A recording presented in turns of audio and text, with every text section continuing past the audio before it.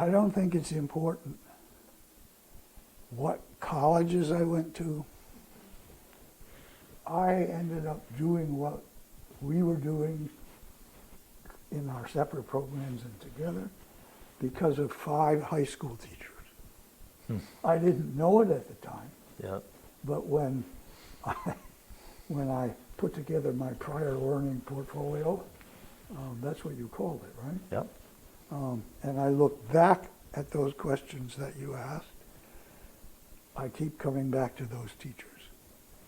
I had three teachers, 10th grade history, Latin German teacher, and 10th grade English, who absolutely loved the material. And they were very different persons. Mr. Crockett stood behind a lectern, wore a 2-piece, sometimes a 3-piece suit. And when I was asked in the later 60s, had I ever met a bohemian, he's the guy who came to mind. No long hair, no, Right. wore a suit. And Mrs. Snell in history, she loved the subject so much, and she loved teaching it so she couldn't sit still. Yeah. And then Mr. Goodrich teaching Latin and German, very similar. It just what I see that they did using much later language is they demystified the teacher. And they demystified learning. And they demystified their subject matter. I had a teacher like that. In fact, she changed my life. Yeah. I was a jock in high school. I played football. I was on the wrestling team. I was on the track team, and that's all I cared about. And I was a good athlete, and it didn't make me particularly popular, but I was a good athlete, and so I didn't really. High school was easy, and so I didn't put a lot into it. And then I got Mrs. Nelson in my senior year, and it was the first advanced placement class that was ever taught at Provo High School. And so I won't go into how I got into it. I shouldn't have been into it because Mr. Roper, who was supposed to have recommended people for the class, hated me and wouldn't put me in.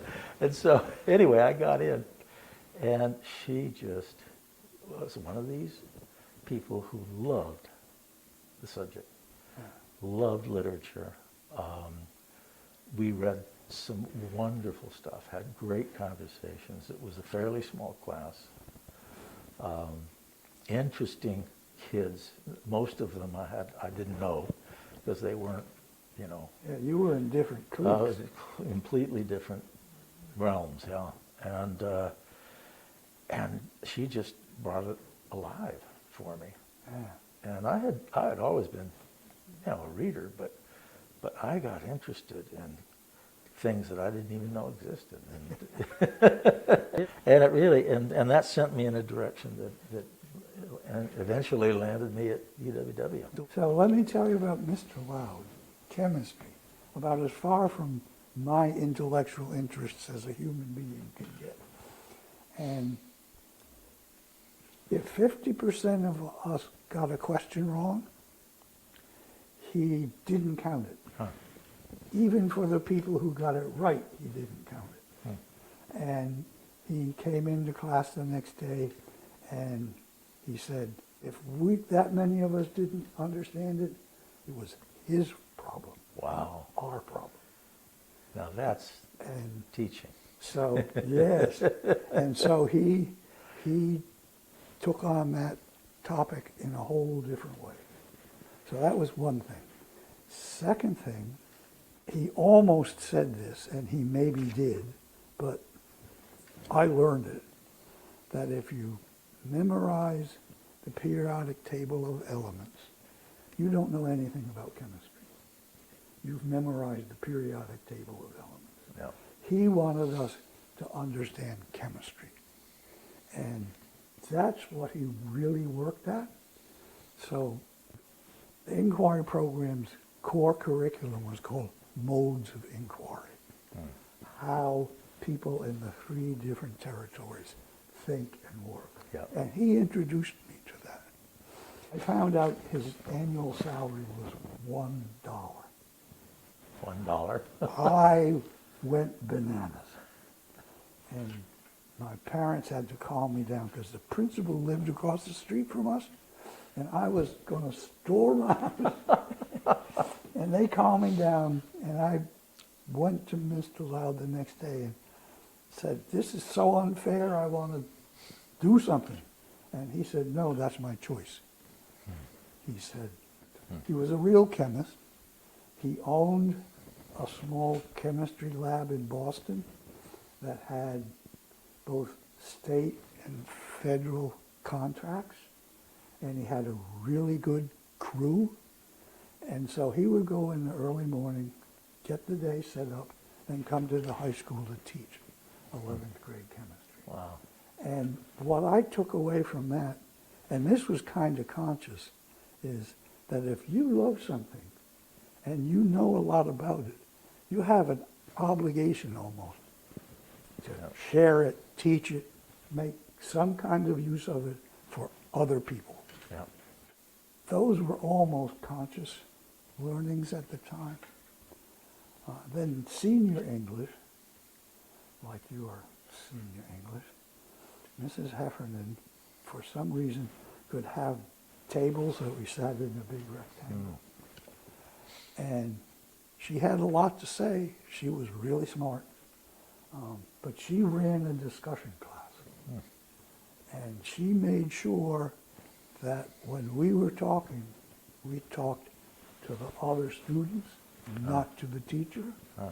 And, you know, that was the core of my pedagogy. Wow.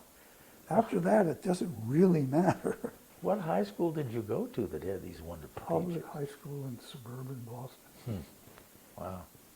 My algebra teacher was the football coach, and a terrible teacher, but I did very well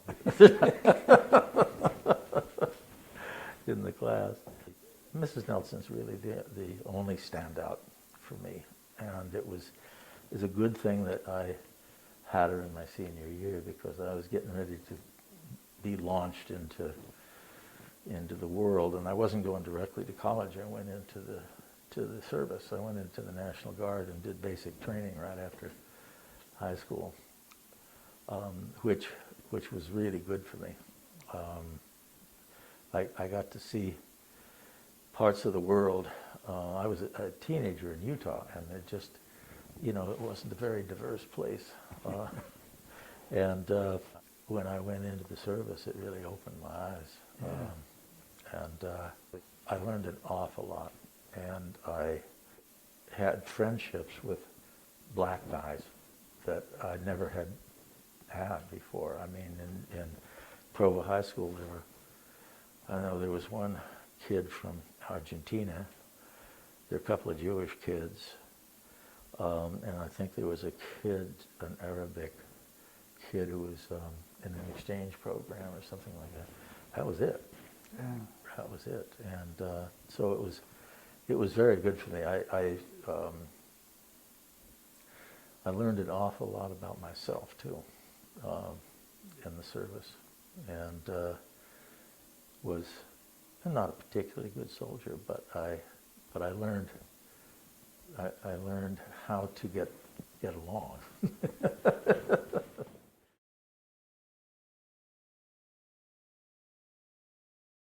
Well, there was an actual effort somewhere, I think probably in the late 60s, early 70s, to encourage high school graduates to do something for a year. That's right, the service year, yeah.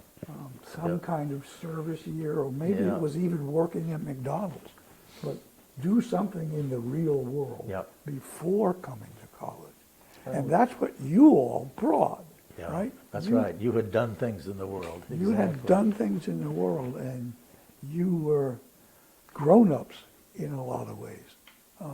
And that made our work different, but also easier.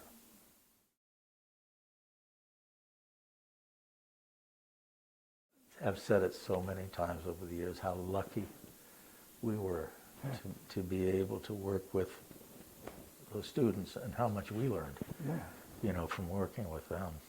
I had a student who taught sheet metal work and at Smith Vocational School, and he had the hardest time writing a portfolio.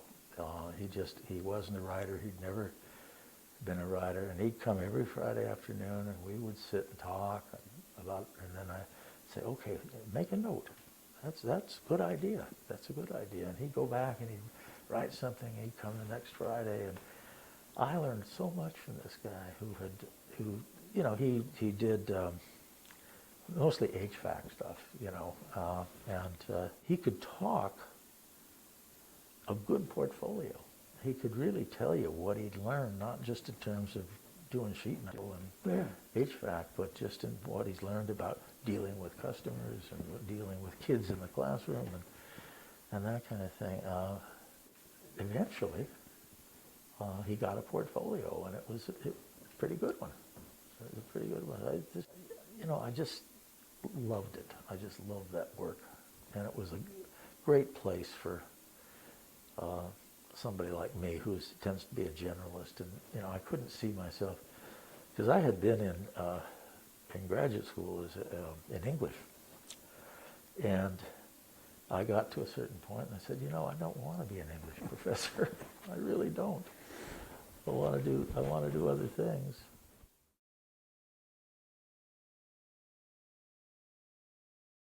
I got a doctorate in theater by accident. I never set out to do that. It's like I got on a bus and the bus driver got lost. Yeah. Yeah. When I got off, I was in graduate school. I wanted to be a general education teacher. And I didn't want to be a general education teacher who was preparing people to be majors. Yeah. Yeah. That struck me as being, for me, boring. And so I never was, in any of my jobs, in a position where I was teaching introductory courses, either in the English department or the theater department. Mm-hmm. I was focused on general education, which meant I was focused on people, not the course content. Right. When somebody casually says, "Oh, you were a professor," I say, "No, I was a teacher." Yes, and they say, "Oh, what did you teach?" And I say, "Literature and theater." And they say, "Fine." That's the end of the conversation. Uh-huh. But if somebody They got you pigeonholed, right? Yeah, I mean, it's like, you had your military grade in the National Guard, and they knew something about it. Yeah. But for people who really cared, and they said, "What did you teach?" I said, "People." Yeah. It was always the people first.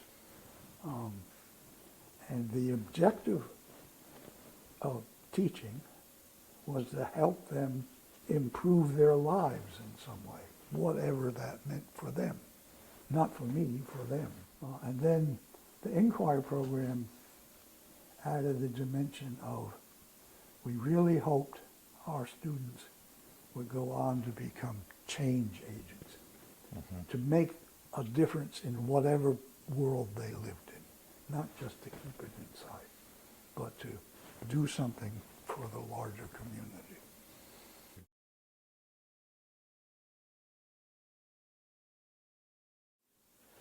It's amazing to think back, and do you remember Donna Dragon? No. She was an IWW student, one of in the later years, a dancer who had been injured, and she couldn't perform anymore. And so she said, "Well, I better get a degree." And what she wanted to do was sort of dance therapy, or movement therapy. and found somebody she could work with at UMass and also someone at Hampshire. And went through inquiry and then said, you know, can I co-teach with you?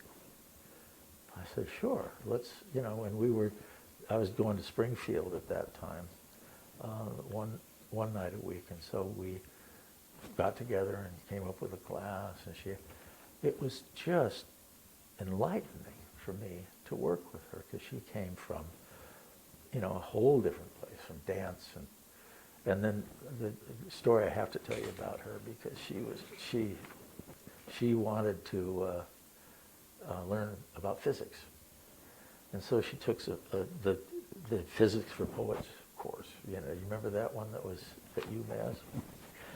And it was still taught.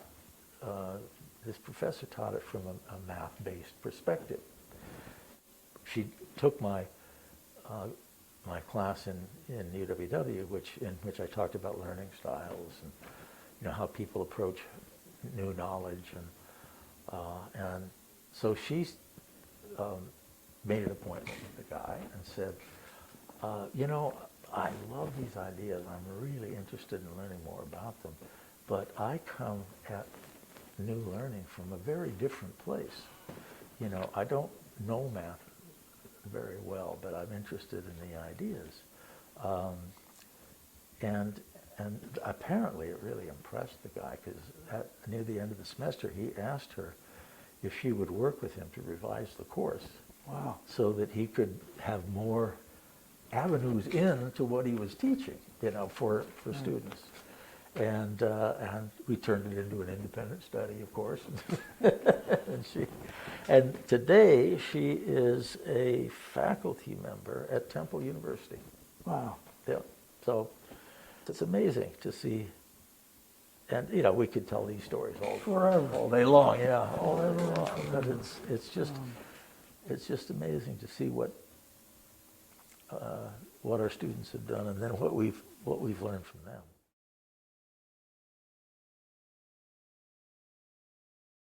You just illustrated one of the principal points I was making when I was teaching in the higher ed program, a course called Introduction to College Teaching and Learning. And the mantra was to teach, to learn, to teach. Mm-hmm. And I can't look back at those 5 high school teachers and say that I was conscious of their learning, but that's what I learned from them. No. That if we're not learning as teachers, we're not doing our job. It's complex, interactive, not just between 2, not just among 3, but a larger group, and eventually a larger community. Mm-hmm.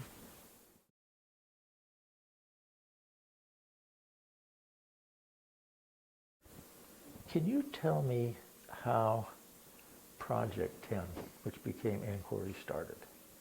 No, it didn't. They were 2 separate. They were 2 separate ones. Oh, okay. Yeah. I thought it was started as Project 10 and then it became Inquiry. Thank you, Charles Adams. He was very good at program development. Project 10 was part of the Southwest Residential Project. You sent us a flow chart. Mm-hmm. And if you look at that Southwest Residential College section carefully, Project 10 was a residential program based in Pierpont House. Okay. Dormitory. Okay. Charles started the inquiry program that was housed in Pierpont House. I see. And was part of Project 10. But when the university got its hackles up and came charging in and said, we're going to shut down Project 10, they thought they were also shutting down the inquiry program. How did you slip out of that one? But Charles had gone to the faculty senate and gotten the faculty senate to create the inquiry program. So they were 2 separate entities. I I see. And the university shut down Project 10, and the inquiry program survived, continued. I came in '74. Uh-huh. Project 10 was started in the late '60s, part of that massive expansion. Oh, yeah. And the inquiry program was 2 or 3 years old when I came in '74. Uh-huh. I may be off a couple of years, but Yeah. they were significantly, IP was significantly younger than P10.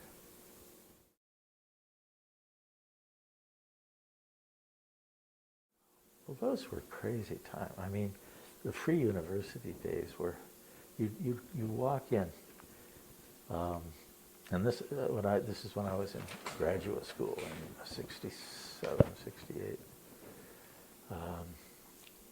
and you go into the student center, and the warden says, I'm teaching a course on The Hobbit. Who'd be interested? You know, and this was just going on all the time. So and so, or isn't someone going to teach a course on, The Lord of the Rings? and it just mushroomed all around. It was a very exciting time. It was Yeah. exciting times. I was on a small panel of people in probably around '78, '79, and somebody asked, when did the '60s start? What started World War I? Totally impossible question to answer. Yeah. And two of us simultaneously, unrehearsed, said 1954, Brown versus the Board of Education. You would expect me to say Allen Ginsberg reading Howe, Lawrence Ferlinghetti printing Howe. Right. It was that big legal action that, at least at that time, in my experience, was the keystone. I think another thing was the '50s saw this tremendous growth in the suburbs. Post-World War II, The young military people coming out Yeah. of World War II, GI Bill. And, GI Bill, suburbs blowing up all over the place. Kids everywhere.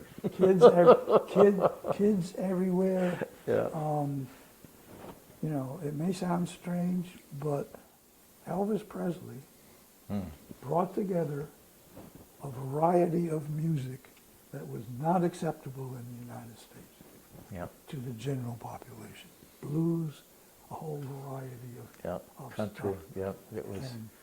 And he was put down for all the things that he was put down for, Yeah. but that was a major, all Major of a sudden, breakthrough. Yeah. white middle class people like me said, holy moly, Yeah. got to find out more about that.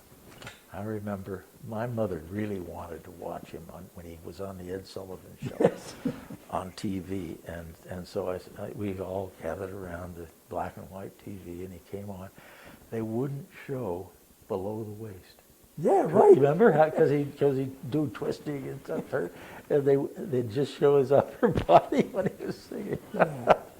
It was Ozzie and Harriet time, and then it began to change. It was just quite amazing.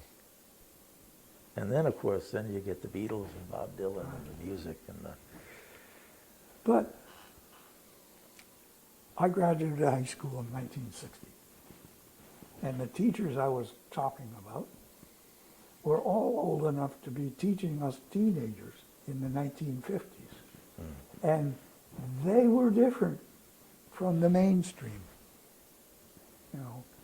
The things that I was talking about was not the status quo ante of that high school. They were the freaks of the high school. Yeah. They were on the edge and the periphery. So the roots go way back. Yeah. And And there were a lot of people who came out of the war thinking that they really wanted to change their lives and do something good. Yeah. You know, I mean, my father was like that. He had gotten a bachelor's degree in forestry, and he wanted to be a forest ranger.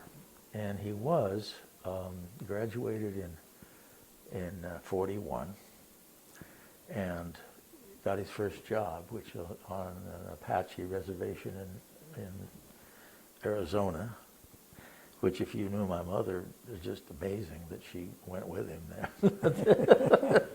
But then the war came, and he joined up, and the war really changed him. When he came back, he said, I want to go do something good. I want to help make the world better. So he taught science for a year in Utah, and then went to graduate school in political science, and it's completely changed his life. And so I think a lot of people came out of the war thinking differently about what they wanted to do and who they wanted to be. Yeah, I think so. There was an opening like that, I think. Or maybe it was just an extension of the 60s into the 70s with the creation of these alternative programs like UWW, like Inquiry.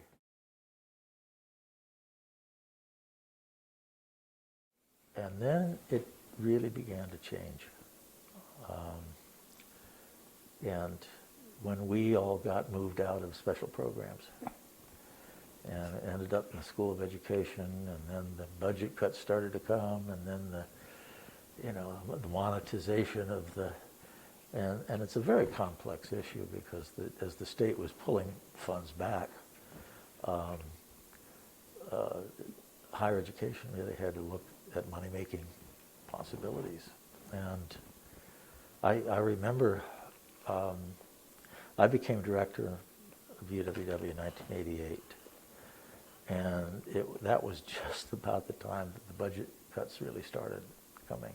And I remember in '89 we were supposed to be cut by 48%, because at that time we were still 100% state funded, and so we fought back. And it's a funny story, another student story. One of my students was a woman named Rosie Coughlin, who had been involved in politics in Springfield for years and years and years.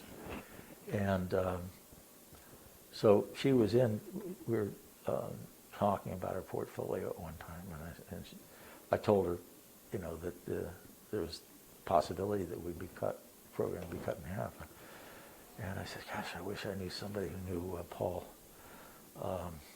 Tsongas. And she said, oh, Paul? She said, I know Paul. I ran his campaign, his first campaign for the Senate in Western Massachusetts. And I said, well, could we call him? Yeah, could we see him? Could we talk to him? So she did, and we met in Worcester. And at that time, he was the head of higher education, public higher education in Massachusetts. So I told him the story, and Rosie said, "You've got to help this program, And he didn't say no commitment. He said, "Well, thank you for letting me know." And then we're driving back, and I said, "Gosh, I wish I knew somebody who knew Gordon Oakes, because at that point he was the chair of the board of trustees." And she says, "Oh, Gordy? Oh, I know Gordy." So and she set up that meeting, and we went and talked to Gordon Oakes, and then within a few days, I got this memo from the provost saying, "Well, we've rethought the situation, and what we're going to do, we're going to cut you 25%, but we're going to give you the authority to charge a prior learning assessment fee." At the end, we got about 150 letters from faculty and students, and I took those over and gave them to the chancellor. And yet that was a nice success, and yet it just kept happening. It just kept coming and coming. And when did Inquiry get defunded? We were never really funded. Yeah, that's true. I mean, we didn't have an institutional setup the way UWW. Yeah, You had a national base. yeah. You existed independent of UMass. Sort of, yeah. Yeah, And that's right. There have been programs like IP doing general education in alternative ways for 150 years in this country. And my first job was at one of those. It was called Franconia College. But there was Goddard, there was Antioch, and similar kinds of freestanding, free thinking, that's a bad phrase, experimental thinking, small colleges all over the country. Some sprout up, thrive for a while, and disappear, and some, like Goddard and Antioch, make it over. Right. They're still around. And IP was in the category of rising up with the tide, as it were, thriving for a while. And you say your budget cuts, big time came in 88, ours came in 81. Mm-hmm. We got slashed 50%. Wow. And we ended up with just 2 full-time faculty. You and Charles. Yeah. Yeah. And Yeah. so we made it through on voluntary work from faculty around the campus and doctorals, advanced doctorals. So very different institutional histories.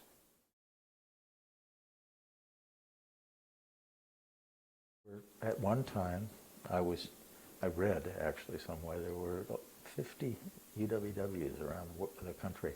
Yeah. They were just, and very different. They weren't all the same at all.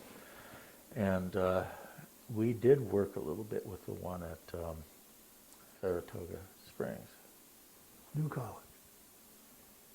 They had one, and we did a little work with them. But there were lots of them, and as far as I know, the one at UMass is the last one. I don't know that there are any others in the country now.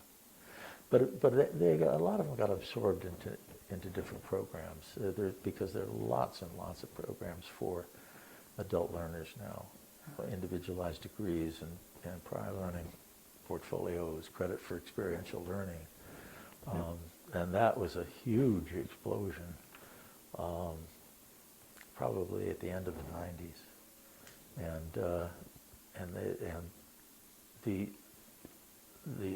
Our UWW at UMass, once we went online, we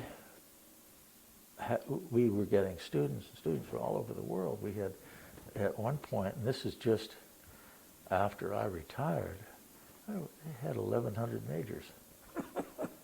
1,100 majors in UWW. And so it was like the second largest. By that point, we were funding ourselves and running everything through continuing education. And so at that point, folks in the university started saying, "Oh, we've got a great thing here. We need to expand this, you know."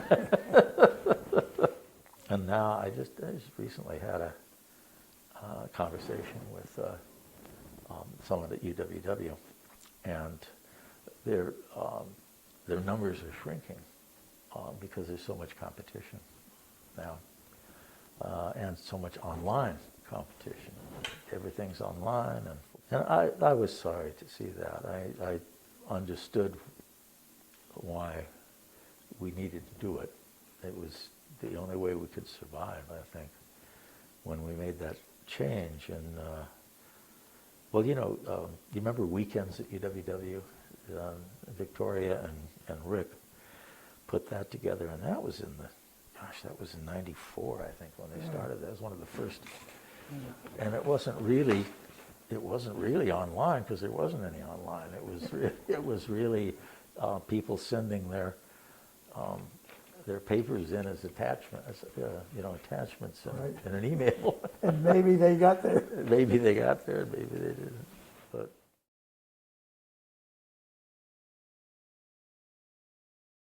I had a friend from first year in college back in 1960 up until the '00s.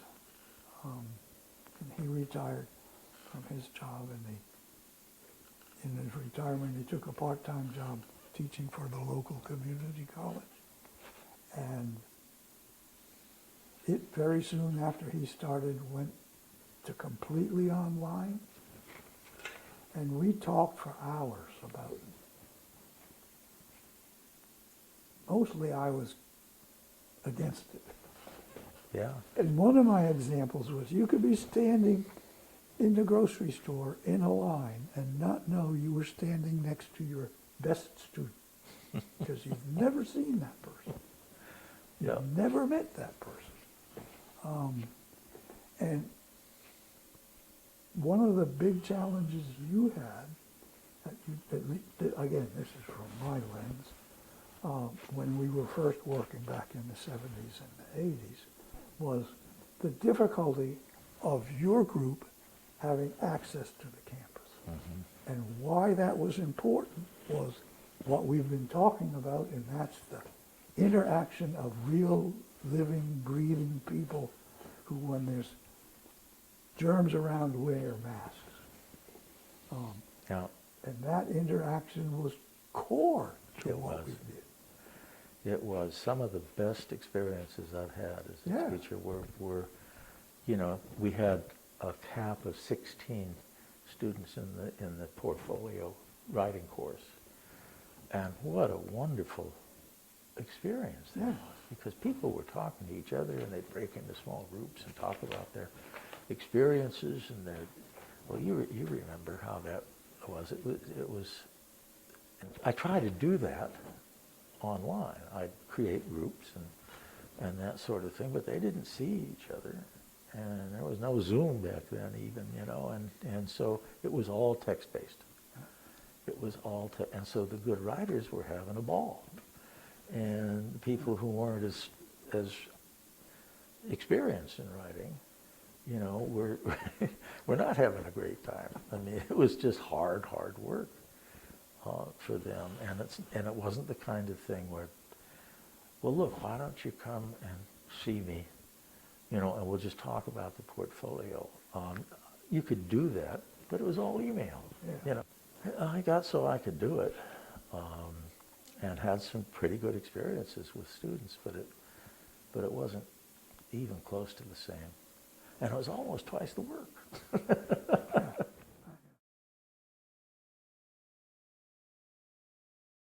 Here's one of my frequently used anecdotes about teaching, the way I was talking earlier about the general education content making a difference in a person's life and wanting that person then to go out and make some difference, was a UWW student. We had a lot in the IWW times. We had a lot of RNs. Because the state came in and said, if you want to continue in your career, you have to have a bachelor's degree. Yep. And they had an RN but no bachelor's degree. So there were a number of folks in our combined program for a while. And one of them, one day, early in the semester, I don't remember, second, third week, came to me and said, I'm so excited about this stuff. I'm always talking about it to my husband. So he started reading the books. And he wants to know if he can come and sit in the class. He won't talk. He'll sit back outside the circle. And so I said, not my decision, class decision. And the class said, of course, So her husband started coming, and of course the class wouldn't let him sit there saying nothing. They kept, so he started participating. And then later in the semester, she said, you know, my husband and I, now that our kids are older, would go out with our best couple friend, my phrase, not theirs, and we'd go to a movie, and then we'd stop at a bar and have a beer, and we'd talk about our kids. We'd talk about the Patriots or whatever. She said, now we talk about the movies. And, you know, then later she says, you know what I got for Christmas? My husband gave me, the two of us are going to New York City for a weekend and going to a Broadway play. Fantastic. You can just see it mushrooming out. Yeah. Yeah.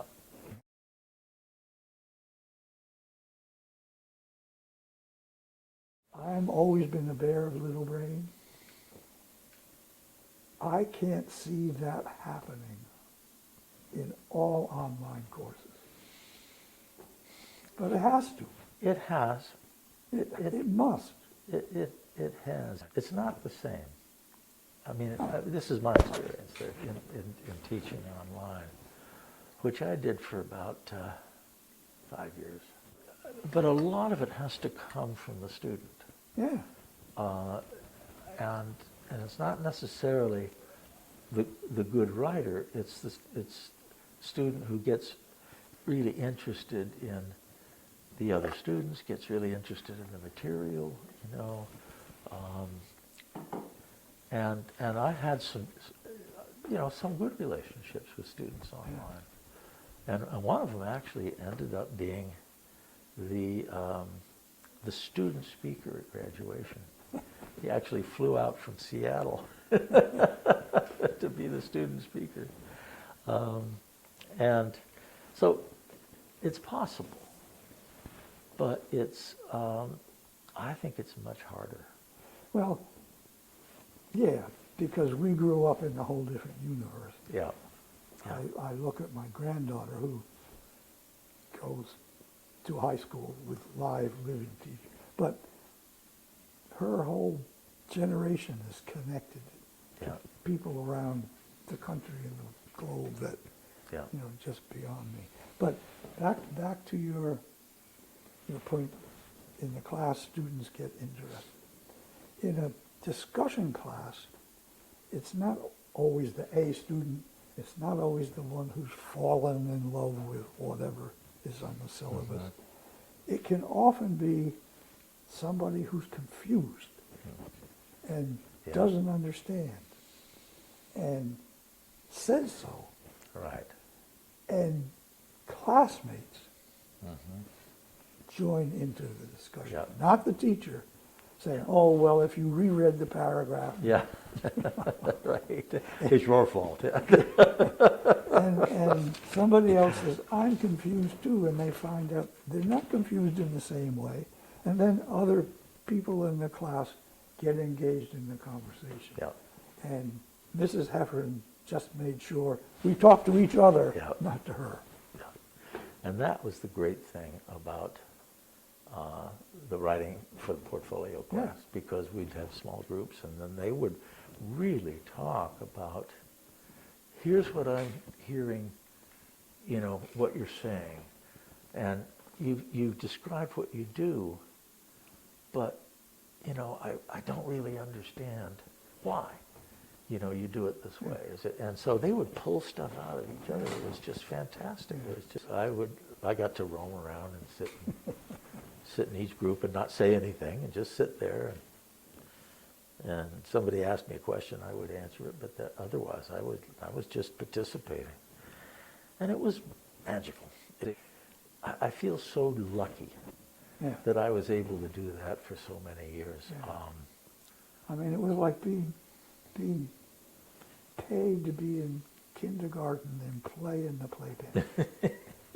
You know? That's right. That's right. How come I get to do this? Wow.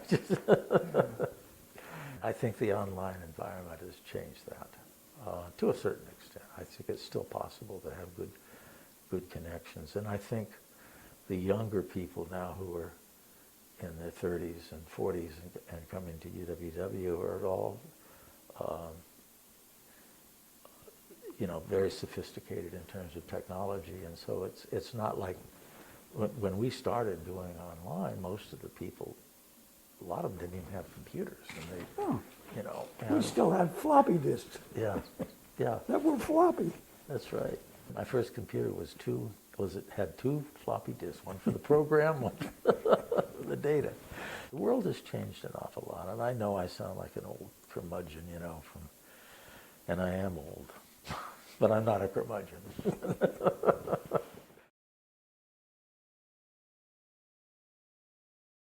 One of the things that I think has been lost is the collegiality of the teachers. I remember in UWW often on an afternoon, we'd have somebody bring in a bottle of wine, and we'd just talk. We'd talk about students, we'd talk about material. Hey, I've got an idea for a course. What do you think? We were a community. We were really a community. And then when we went online, people stopped coming in to the office, and they would come in for a meeting, or something like that, but not just to talk about our work, about what we were doing and who our students were. It is a loss for me. It's a loss for you. My parents went to elementary school together and high school together, so a lot of dinner table conversation, but when I was in junior high and high school was about their experience.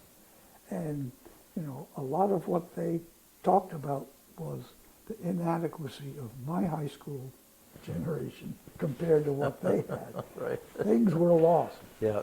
And so the challenge for us that we don't have to answer, but the people who are coming behind us and have come behind us have to answer is we can see the loss.